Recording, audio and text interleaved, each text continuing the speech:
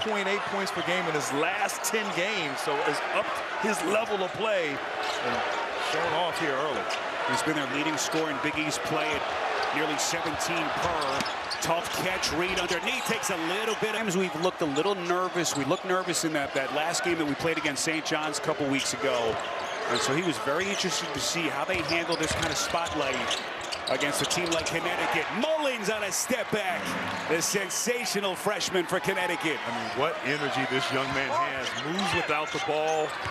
Has great confidence. And, you know, he talked, UConn didn't finish the game well against Creighton. So, you know, they're coming out here with a sense of purpose against this young Wildcat squad.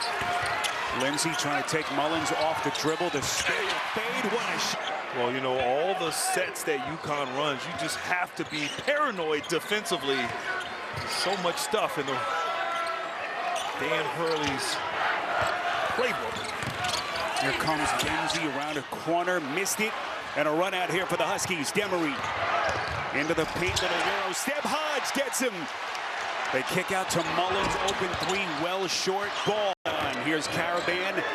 Ball from the corner. A little bit too strong, tapped out, taken by Lindsey. Villanova bench. So Connecticut now, after Torrid started shooting, they're still shooting at a 67% clip as Mullins' deep shot.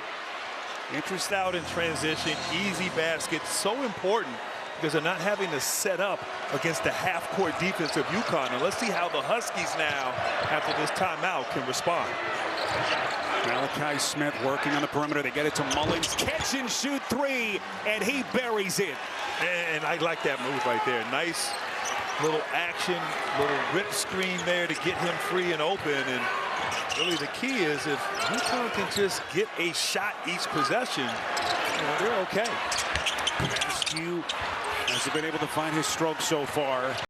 The noticeable change for Villanova with those guys not in the game. Mullins into the paint. Jeffrey, the clean strip. This Villanova program, as they try to get to the mountaintop of the sport. They've missed the NCAA tournament each of the last 3 years. But what a monstrous opportunity they've got tonight. Put back underneath. Offensive rebound, Perkins. Outside reset, Lindsey trying to take Mullins. A little bit of contact. There defensively, taking advantage. I think Reed needs more touches in the paint in the post. Here's Lindsey, deep shot. That won't go. Ball here to start this second half, the Wildcats. Dan Hurley has to be pleased with his defense, extending out on the perimeter as the officials are going to get the freshman. That was made by Lewis. Just turning the corner, getting a paint touch. Defense collapse, setting the table for his teammates. Mullins, early offense opportunity. To have guys that you can count on from spots 6 to 9 or 7 to 10. That's the biggest difference for these coaches to take over in their first year.